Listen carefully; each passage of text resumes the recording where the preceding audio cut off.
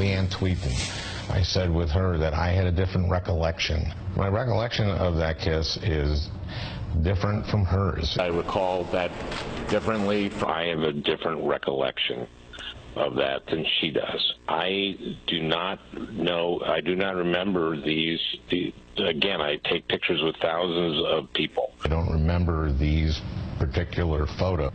I have a different recollection. Those are instances that I do not remember.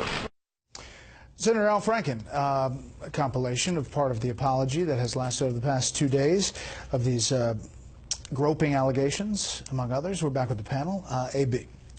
Well, Senator Franken, I think, believes that if he sort of distinguishes himself from these other people who've been accused, like Congressman John Conyers and President Donald Trump and Judge Roy Moore, by saying, kind of, I'm sort of owning it, I'm really sorry, I express remorse, I want to re-earn the trust of the voters, that he can get beyond this. He didn't completely own it, though. He said things a few days ago before Thanksgiving about hugging. When you're taking these photos with women at the state fair, you're not hugging them. You're just squeezing their buttocks while their photo's being taken with you. And it's not... I mean, he really tried to fudge it in all his responses. He really feels really terrible, but he doesn't remember it that way.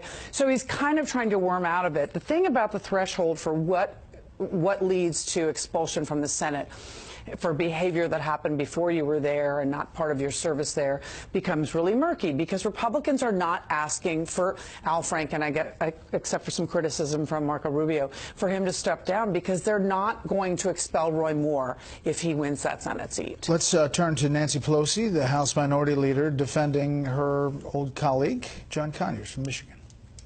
Do you believe John Conyers is accused? I don't know who they are. Do you? They have not really come forward. I believe he understands what is at stake here, and he will do the right thing. Jonathan, I heard a lot of people reacting to that interview this weekend. Well, I saw at first about people tweeting about it, and I thought they must be taking it out of context or distorting it. So I watched the whole interview.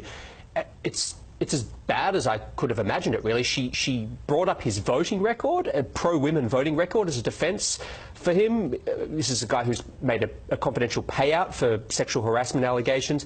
And then, I mean, this is a party that has built for the last 2 months their entire argument on believe the accusers, listen to them, take them seriously, zero tolerance, and then she does exactly what she accuses the president of doing. All right, New York Times on the Trump Access Hollywood tape from Saturday. Something deeper has been consuming Mr. Trump. He sees the call for Mr. Moore to step aside as a version of the response to the now infamous Access Hollywood tape, in which he boasted about grabbing women's genitalia, and the flood of groping accusations against him that followed soon after. He suggested to a senator earlier this year that it was not authentic, meaning the tape, and repeated that claim to an advisor more recently.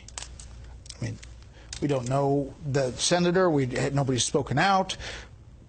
But we can say that the tape was real. He said it back in the campaign. He previously, he did something he rarely does, which is said he regretted this, he was sorry for his remarks, and that he said them. So I'm kind of curious about these anonymously sourced leaks about the tape being inauthentic, and it's very hard to judge them because we don't know which senator, we don't know which aide, and we don't know who's saying what. And I don't think that journalists have really shown themselves to be very good recorders or interpreters of Donald Trump this year. So it would be nice to have some stuff on the record so we can evaluate better.